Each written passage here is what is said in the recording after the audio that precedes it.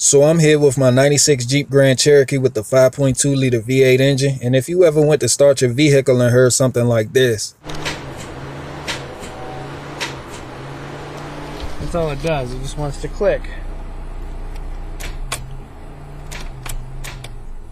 It could be your ignition switch, but if it's clicking, then it's sending power to the starter, so you can rule that out. A bad battery can cause a similar no start condition, but if it's relatively new, then check the terminals and clean if necessary. You might have a bad relay, so swap the starter relay with a similar size one to see if that works. But 9 times out of 10, you'll need to replace your starter. So let's get started.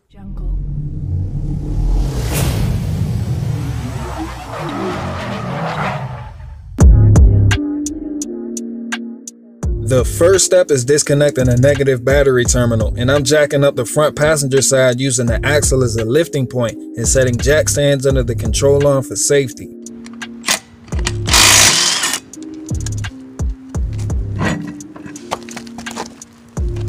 Removing the front passenger side tire makes it easier to access your starter, which is located right under your oil filter. And removing the top nut on the left requires an 8mm socket, and removing the top nut on the right requires a 13mm socket. And I'm using 20 inches worth of extensions to comfortably reach the fasteners from over the steering stabilizer with my ratchet.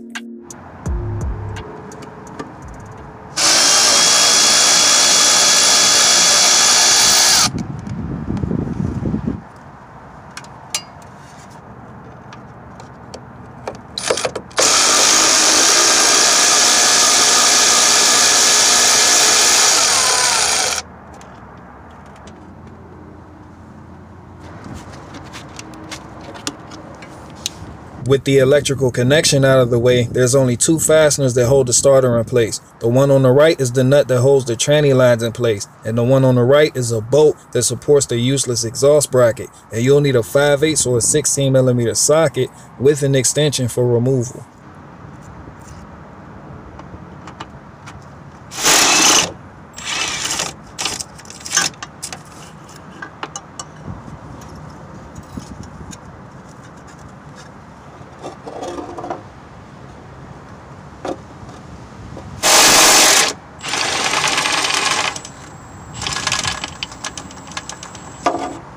I'm using a trim removal tool to remove the tranny line bracket tab from the stud.